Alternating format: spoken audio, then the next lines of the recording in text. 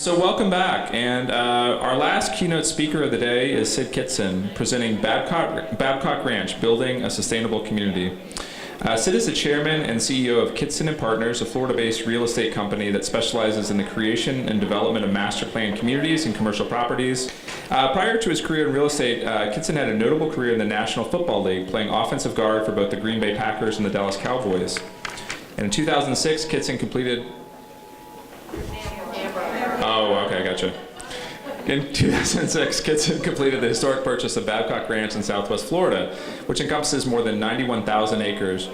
More than 80% of the original land purchase has been preserved by the Florida and Lee County governments in the largest single land preservation agreement in the state's history. Syd lectures at Princeton University and has served on multiple civic, education, and nonprofit boards. In addition to serving as vice chair of the Board of Governors for the State University System of Florida, he's also vice chair of the Florida Council of 100 and was elected the 2016-2017 chair of the Florida Chamber of Commerce Board of Directors. Please join me in welcoming Syd Kitson.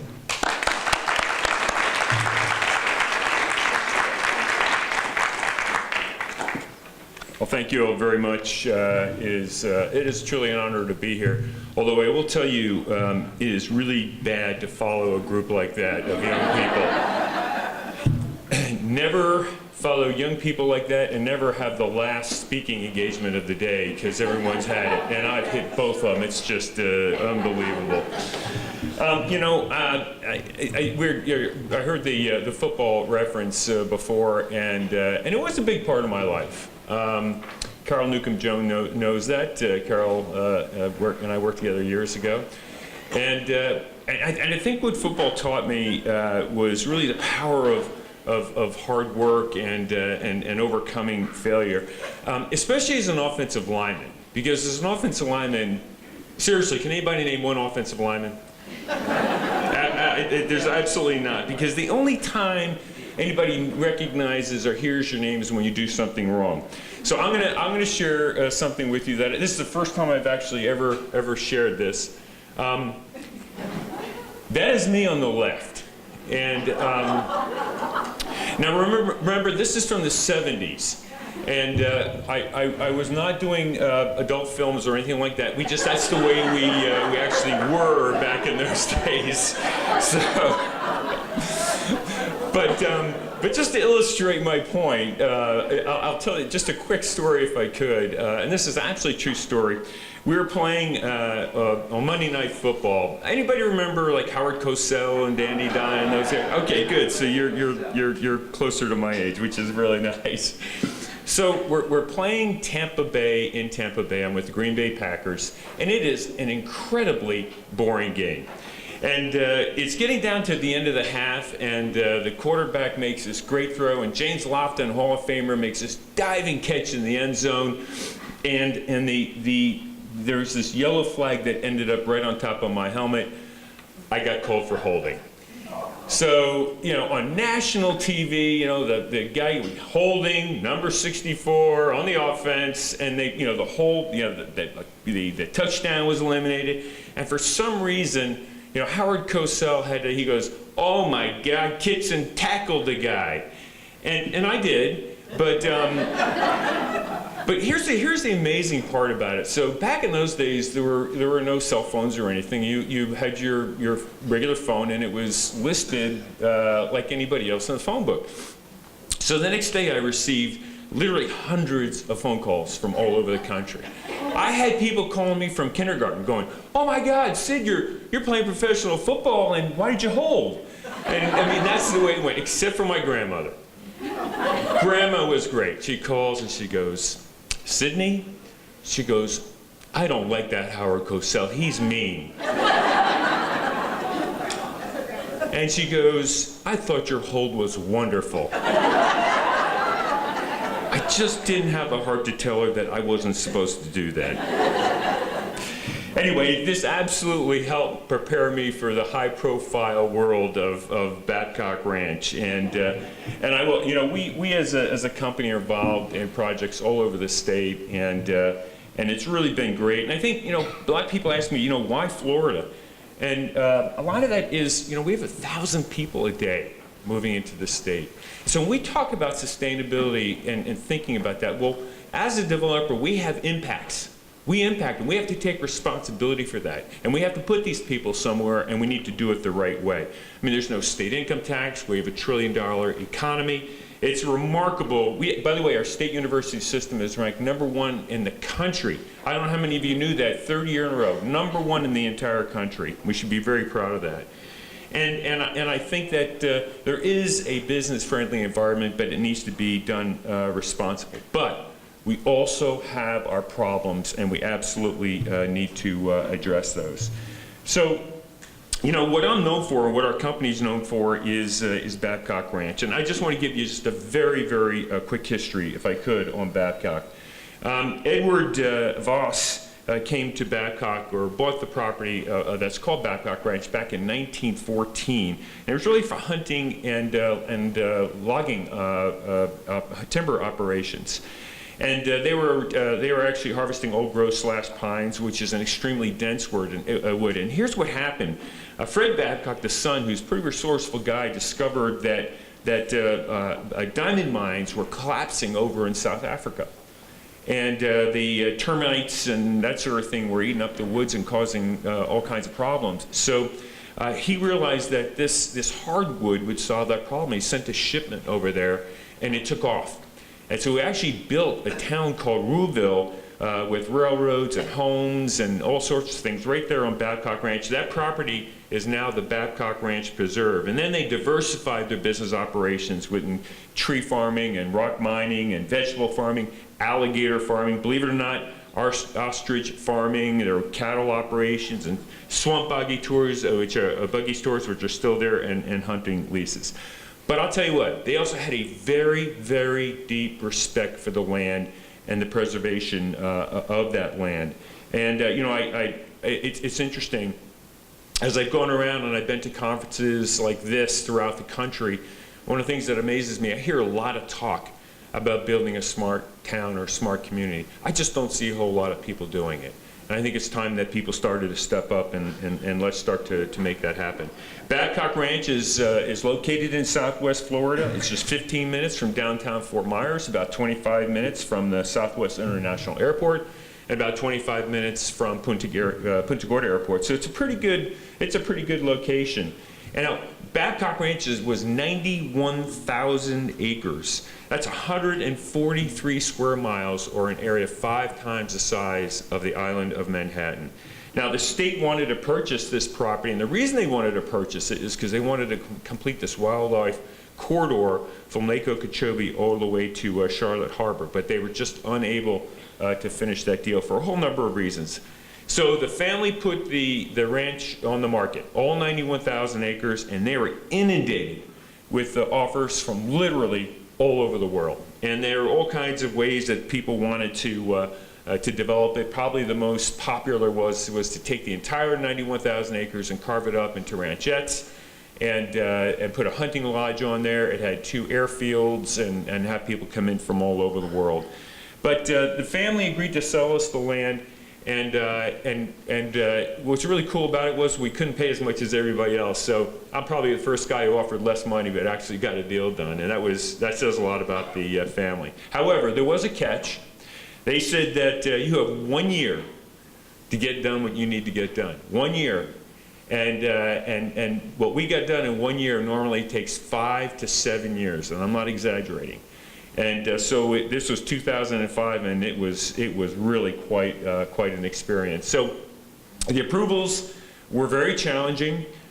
We had 1 year to get entitlements for 19,500 homes and 6 million square feet of commercial space. Now there were no ordinances, there were no guidelines, there was kind of no check the box for new town, new sustainable town. We had to literally create every one of these. But here's what amazed me, and it was a great lesson for me, is how incredibly passionate the people were that were involved. And I'm talking about everyone throughout the government. And not everybody clearly was in favor of this, but the passion that they had, I can remember being on the phone literally at 2 o'clock in the morning on a Sunday night, working to try and get this deal done. It was really amazing, and we needed support from the communities. We had the environmental groups, we had local leaders, citizens, legislators. They all were participating to create this new town. Carol and I were just talking about the series of charrettes that we had that were just remarkable. So after just months of negotiating, a year of negotiating, we received our approvals from Charlotte County in 2006. And the vote happened literally about a month before that we were required to close. It was a massively complex process. I mean, it would take me, eventually we're going to write a book on it. I just don't know if anybody would read it. It would be very good if you have insomnia, but there was just a lot that went into it, and it was just truly remarkable. So we ended up closing on the 91,000 acre ranch on July 31st, 2006, and then we sold 73,000 acres to the state of Florida in the largest land purchase in the history of the state. It still is to this day. We're very proud of that. So we ended up with 18,000 acres. And out of the 18,000 acres, we're preserving half of that. So at the end of the day, 90% of the original 91,000 acres is in preservation forever. And of everything that we have done, that is the thing I am most proud of. So the celebration didn't last long, as you could imagine. This little black swan thing happened. The financial world blew up, and it was just amazing. In 2008, everything just collapsed, and our worlds changed like everybody else did. But eventually, the light began to shine. And sure enough, we were able to get started in 2015 and 2016, just a few years ago. However, it's pretty amazing how much it changed from 2005, and all of a sudden you turn around and it's 2016, 2015, 16. Back in those days, YouTube just had put out its first video. Facebook, I think at the time, Facebook, I believe, was in the high schools and hadn't even taken off in any way, shape. So the phone I had, anybody remember the Blackberries? I still have mine. Just couldn't get rid of that thing. But that's what they had. There were no iPhones. It was just 2 years later that the iPhone would come in. The tablets were things that you would see on Star Trek. It hadn't even been introduced yet. That's how much things had changed. And that smartphone has been incredibly transformational in many ways. But in my mind, it's a little disturbing. My wife and I are out to dinner. Just the other night, we're sitting there. There's a group of 4 young people, and they're literally all sitting there on their phone, not even talking to each other. And I'm sure they're sitting there telling all their friends what a great time they were having. And it was just amazing to me. So you contrast that to when I was a kid. Anybody remember this kind of stuff? Anybody remember this? Okay. Anybody see this show called Stranger Things? Yeah. Anybody see that? So the only reason I don't watch a lot of TV. The only reason I watch is because my wife goes, "You got to see this. These kids act just like you did when you were a kid. The way that you'd run around." So my mom, she would just kick us out of the house in the morning and say, "Be home for dinner." That was it. And to this day, my mom goes, "Was I a bad mother?" I go, "No, you were the best. We were out exploring and having a good time. There were no computers, no Game Boys, no smartphones, and no social media. I don't know how these kids deal with this social media. It's absolutely amazing to me. We just jump on those bikes and we go out and explore, and man, was it fun." And for sports, I know, hold on to your seats here. This is unbelievable.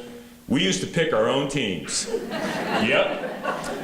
Our own teams, no parents, we do it ourselves, and yeah, we'd have a few scrapes, but we figured it out. There were no helicopter, parents hanging around and yelling at everybody. It just seemed a lot less complicated. And I'll tell you what, this is exactly what we wanted to, and I wanted to create at Babcock Ranch. A hometown that people remember growing up, but with all the modern technologies and the sustainability practices that we can put in today. A town that was affordable, multi-generational, and with homes that appeal to all segments of the market. So, how do you create the most sustainable new town in America, and I hope maybe even the world. So we put together these 7 initiatives, and we did this back in 2005, and we have been true to every single one of them, and I challenge anybody in this room who comes out to Babcock Ranch that says we didn't, and if we didn't, I promise you we'll change it. This is what defines us, these 7 initiatives. And to make that come to life, we've had to bring in some partners, and these partners have been absolutely fantastic to work with. But the first and the most important thing for us was environmental responsibility. That was our #1 priority, because 90% of this ranch is built on already disturbed lands.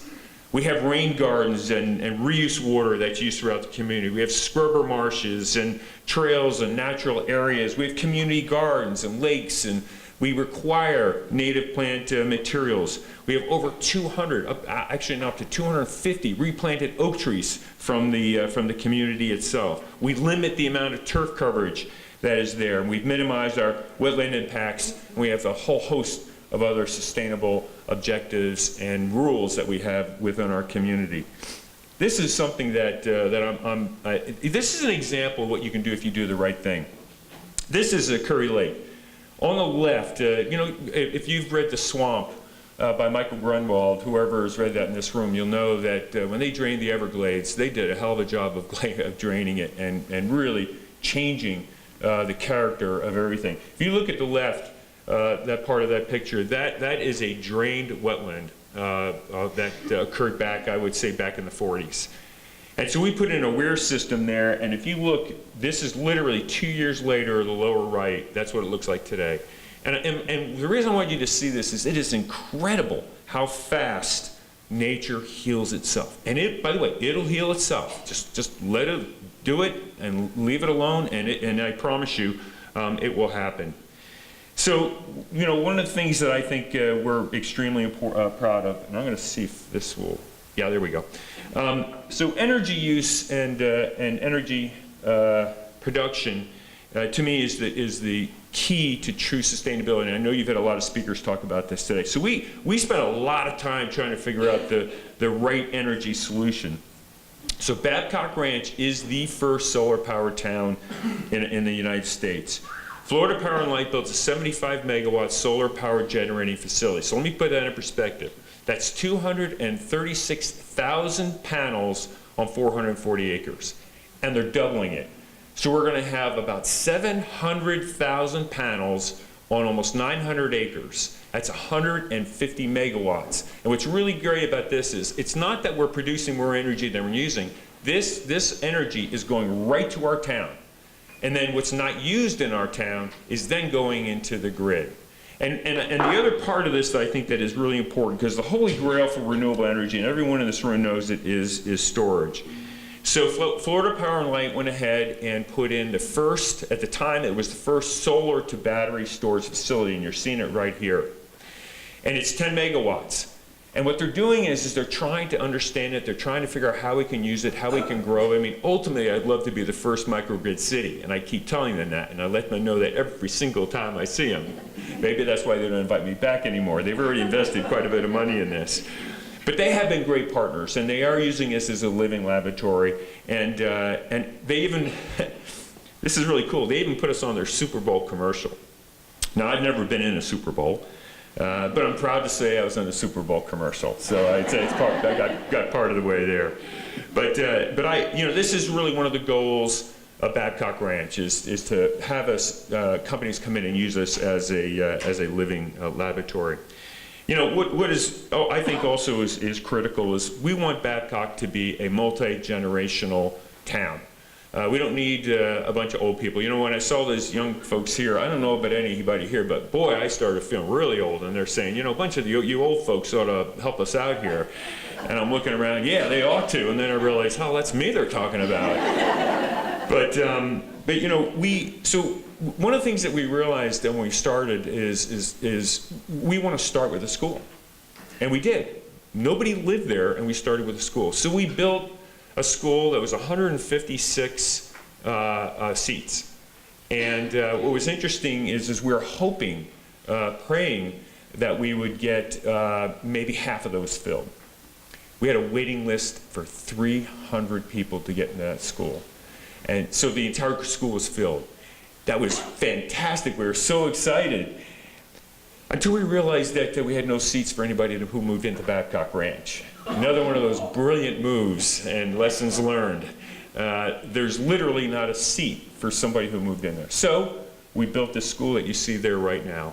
And nobody can accuse me of not being just, maybe a little smarter than I'm being accused for, because we actually saved seats for the people who move into Babcock Ranch. And I'll tell you, we have 130 of our kids populate the school. And I just want to tell you a quick story. Last week, I'm driving out and schools being let out. And 130 of our students, there's over 400 students, 130 of the kids get out. And I've never seen anything like it. They all jumped on their bicycles, just like that picture I showed you. 130 kids jumping on these bikes. And a whole group of them went off into our downtown area, some of them with fishing poles. A whole other group went over to the playground area. And then a whole other group of them were dispersing about, going to their homes. I just had to sit there and look at it, and it was the most exciting thing I'd ever seen, because it worked. It's working. And then parents were a part of it. They were out there walking their kids back or riding bikes, and they're all over the place. It was exactly what we wanted to have happen there, and we're very excited about it. But what makes that school special are the teachers. We have a great principal, and we have phenomenal teachers. It's a project-based learning STEAM school. And I'll tell you, we had several students come in the 5th grade who could not read or write. Think about that for a minute. They're in the 5th grade and they cannot read or write. Is that a failure of our system or what? That's just incredible. Well, those kids are now reading and writing, and they have a chance and opportunity to be successful, and it's because of the great teachers that are out there that really want to make a difference, and we're pretty proud of that. The other thing at Babcock that is critical to us is health and wellness, and we want Babcock to be a healthy town, an extremely healthy town. So right there in our Founders Square, we have our health and wellness building, and we have an incredible partner in Lee Health. They're the premier health provider in Southwest Florida.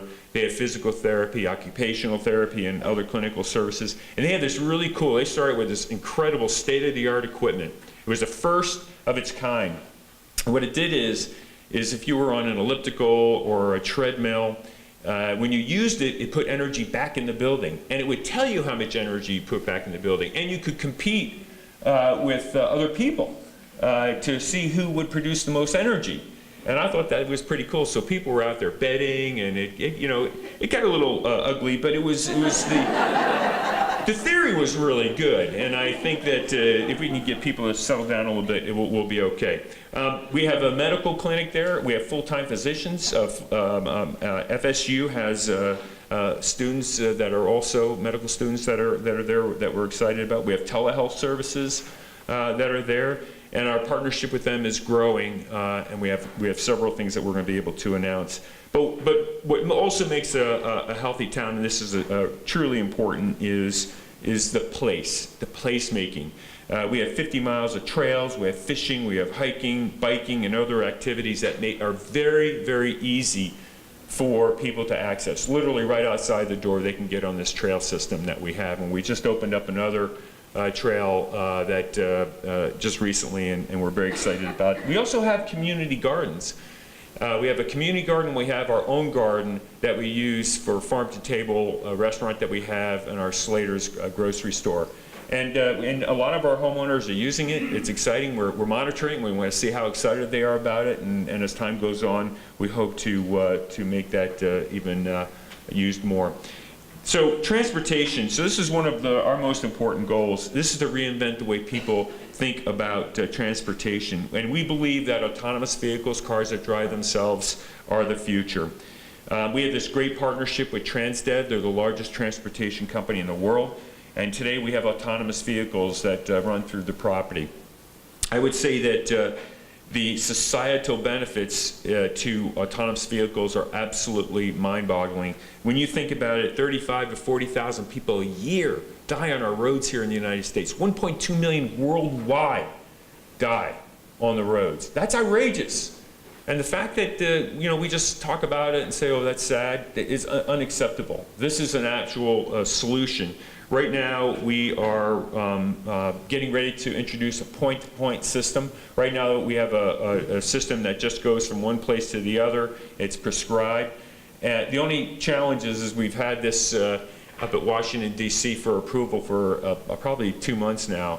It gets a little frustrating when you're dealing with innovation. By the way, innovation is hard. It's really hard, but it's worth it in the end. And right now, we're waiting for our approval with them, and we'll be able to start that point-to-point. We have a public shopping center that's coming in, and we built into the public shopping center an area for the autonomous vehicle to be a part of. So, everything we're doing is we're thinking about what's going to happen, and it's going to change the way that you develop communities, and it's something that everybody needs to think about. There'll be less parking, less impervious coverage, and there'll be a different way for people to get from point A to point B. Technology was another important thing for us. We have a gigabit to every single home and business. You can get up to 5 gigabits. And so what's important with that is we're seeing a lot of people are actually working from home, which is exactly what we had hoped would happen. And we also have what is called the Key, which is a software system that is going to integrate all aspects from our utilities and healthcare to trails and homes and transportation. And we're under development on that right now. We think that's going to be pretty interesting. The other thing is storm safety. There's a lot of talk about that. A lot of developers build right on the coast. Babcock Ranch is 30 feet above sea level, which we all know is a virtual mountain here in Florida. And we're above the storm surge, and we just think that that's the right place and the right way to think about the future. So the homeowners at Babcock Ranch can shelter in place. If you read in the papers, we also, the Charlotte County area has the least amount of shelter space for people. And we are going to be building a shelter that's going to double as an athletic center. There'll be a hotel a part of that also. And we actually have a public shopping center and others that are coming into the community. The whole point is that we don't want people to have to leave. We want them to be able to stay on site, to live, learn, work, and play right there on the property. And then, of course, we have a lot of fun stuff there. We hope you come out. We have lots of events and bringing families out together, really, truly creating a sense of place. And that's what it is. It's a real, true town. And we've had some pretty good, I think, media coverage. We actually have more media coverage overseas, believe it or not. From literally all over the world. We just finished a major story with over in Britain, but we've been literally all over the world, and which is, I get that's fine, but you think that you'd get a little bit more coverage here in the United States, but anyway, you can see some of the groups that we have that are outside. This is our Founder Square. This is where we create a sense of community. This is where we want people to come, and they are, and it's really been worked well for us. When you see the kids and the families and everybody gathering out there, it is really exciting. These are just some of the buildings that we've done. What we did was, I think one of the mistakes a lot of developers do is they build a clubhouse, and isn't that wonderful? But this is a town. There are no gates. Anybody can come in there, and so we built the town first. And then the people are coming in once they realize that it was real. We have a great group of builders that have made it happen, and we're selling a lot of homes, which means that people actually really do care about this type of living, and we're proving it that sustainability is important to people. We actually own our own utility, and we have reuse water that is required and used throughout the property. As I said before, we limit the amount of turf. When you pull into Babcock Ranch and you pull into our main gate, you would look both ways and you'd see the lakes. And as you pull around, the first thing you're going to look at is a big wetland. And then on your right-hand side after that wetland is a rain garden. And then on the left-hand side, you're going to see a building that exemplifies the architecture. And then then a little bit further down is our trailhead building. And then what you really will notice is on the sides and on the edges, all throughout the community, there is no grass. It's native plant materials, and it looks beautiful. It's amazing, by the way, how that lasts. when there's a lot of wind. Native plant materials are made for it. They use less water, and it's really been quite successful for us. Now, I'm from New Jersey, so I'm going to own the waste collection. I learned early on, I lived in an Italian community, that it was very lucrative because they never seemed to work. So we have the waste management there also, and we're holding on to that. So that's Babcock Ranch, and as I said, it's been a great experience. It's been an overnight success. We started 14 years ago, and what we've discovered is that people really do care about sustainability. So those young people up here, when they're talking about being concerned about our generation, well, I can assure you that people absolutely do care. Thank you very much for your time. I appreciate it.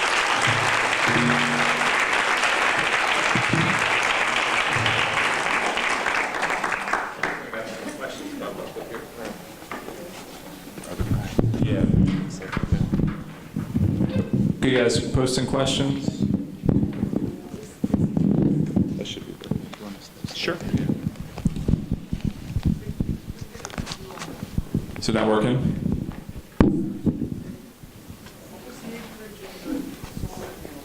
The acreage of the solar panels, could you repeat that, please?